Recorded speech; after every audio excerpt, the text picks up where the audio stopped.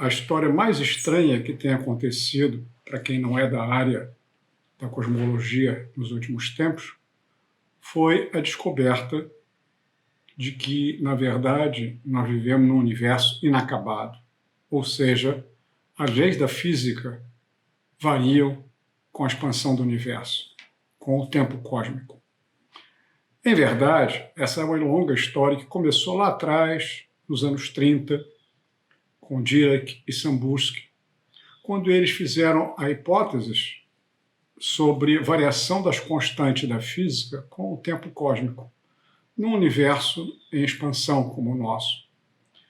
E, na verdade, essas ideias eram muito simples, porque o Dirac argumentava que a constante da gravitação de Newton variaria com o tempo cósmico, enquanto Sambursky fazia a hipótese de que, possivelmente, a constante de Planck, que determina a estrutura quântica do mundo, no mundo microscópico, variaria com esse tempo cósmico.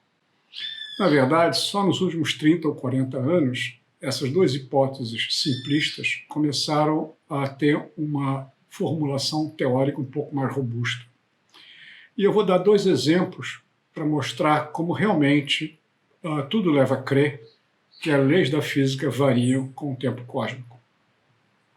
Antes disso, é importante notar que essa variação que eu estou me referindo não é aquela variação trivial que a gente está acostumado a ver com a evolução da história da física. Por exemplo, nós sabemos que a física da gravitação newtoniana foi alterada profundamente por Einstein na sua relatividade geral. Essa mudança, essa alteração é natural. Essa alteração diz respeito a nós, humanos, físicos, que estamos descobrindo ou testando leis no universo. O que a gente está querendo analisar nesse momento não é isso. São variações das leis da física no universo, que é um pouco mais complexo.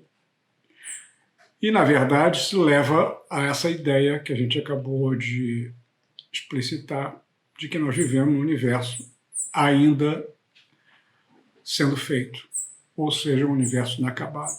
Eu desenvolvo isso no meu último livro, O Universo Inacabado, pela editora N-1, de São Paulo, mas aqui eu gostaria de citar dois exemplos que corroboram essa ideia. Um teórico e outro observacional. O teórico foi realizado por um matemático que é mais conhecido pelos seus maravilhosos trabalhos em lógica, Kurt Gödel. E o outro, realizado por um físico da União Soviética nos anos 50, Andrei Sakharov. O papel do Gödel na história é tão importante que talvez tenha sido a primeira grande alteração na questão causal desde 2000 anos atrás. O que o Gödel disse? Gödel diz que se a relatividade geral está correta, então é possível que a questão causal, ou seja, a separação entre passado e futuro, que nós todos temos uma noção bem clara, não seja verdadeira no universo. Ou seja, que a causalidade local não implique na causalidade global. Como é isso possível? Isso é possível porque nós sabemos, desde o início da relatividade especial nos anos 1905, que quem determina a estrutura causal do mundo, ou seja, passado e futuro, é a velocidade da luz. Porque descobriu-se observacionalmente que não existe possibilidade de corpos materiais terem velocidade igual ou superior à da luz. Isso significa, basicamente, que a estrutura causal, ou seja, passado e futuro, é determinado pela propagação da luz. É uma longa história, mas isso acho que simplifica a nossa questão. Mas aí aparece Gödel e diz, olha, a luz, como tudo mais que existe, tem também uma dependência com a gravitação. Ou seja, num campo gravitacional, a luz também se curva, a luz também pesa, digamos assim. Consequentemente, você pode imaginar, foi exatamente o que o Gödel teoricamente mostrou, que o que a gente chama de propagação para o futuro, que a gente imagina na nossa simplicidade, que é uma linha reta, o passado fica atrás, o futuro fica na frente dessa linha, essa linha não é reta num campo gravitacional específico como o Gödel construiu. Ou seja, ela pode se curvar de uma tal maneira que, contrariamente ao que o senso comum argumenta, ao caminhar para o futuro, eu não estou necessariamente me afastando do meu passado. Significa que, grosso modo, nós temos agora uma imagem mental do tempo, da estrutura causal, como sendo uma espécie de curva fechada, um círculo, digamos. Gödel mostrou que isso acontece na relatividade geral. Essa situação mostra, então, que aquilo que a gente chama causalidade local não vale globalmente. Ao mesmo tempo, Gödel mostrou por que não é possível, na nossa vizinhança e na Terra, termos a experiência de volta ao passado. E a resposta do Gödel é prosaica. Nós não podemos voltar ao passado porque o campo gravitacional da Terra é fraco e não tem as condições necessárias que o Gödel mostrou devem ser preenchidas para que essa situação de volta ao passado aconteça. De qualquer maneira, se você me pergunta, as leis da física proíbem a volta ao passado, Gödel mostrou que não proíbe. Se a relatividade geral está correta, ela é permitida no nosso universo ou em algumas estruturas presentes no nosso universo. Vamos agora passar para a questão observacional que foi feita por Sakharov.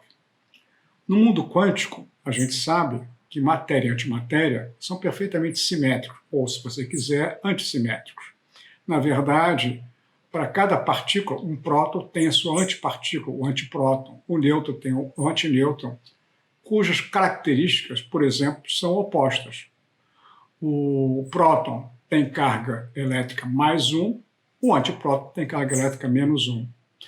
Mas no mundo quântico, esses dois mundos, essas duas configurações, são perfeitamente possíveis e igualmente prováveis. Ou seja, o que vale para a matéria vale para a antimatéria, guardadas as devidas alterações óbvias são feitas para caracterizar matéria e antimatéria. Mas se isso é verdade, e já estamos nisso há mais de 40 anos, argumentando observacionalmente que é verdade no mundo microscópico, ou seja, essa simetria, por que então no nosso universo, olhando para fora, nós não vemos essa simetria? Ou seja, por que no nosso universo só tem matéria?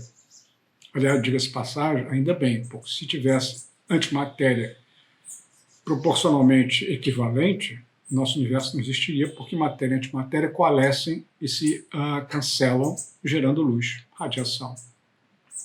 Então, por que, diz Sakharov, no nosso universo só existe matéria?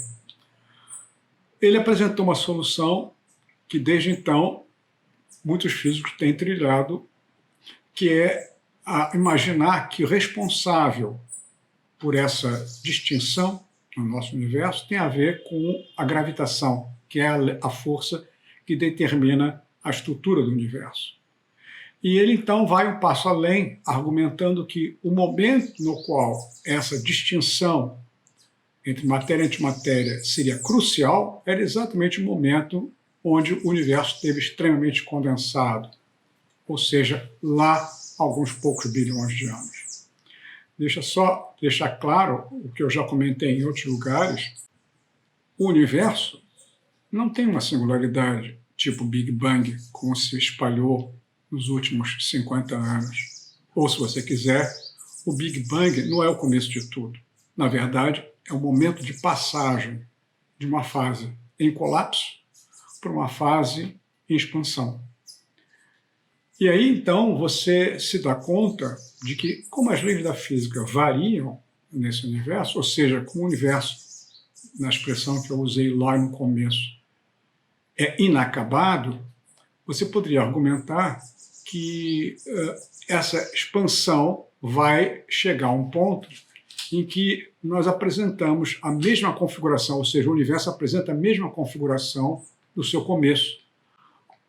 Ou seja, que era, como a gente imaginou em algum momento na física, o vazio um pouco mais sofisticado que o nosso vazio clássico, bem, digamos assim.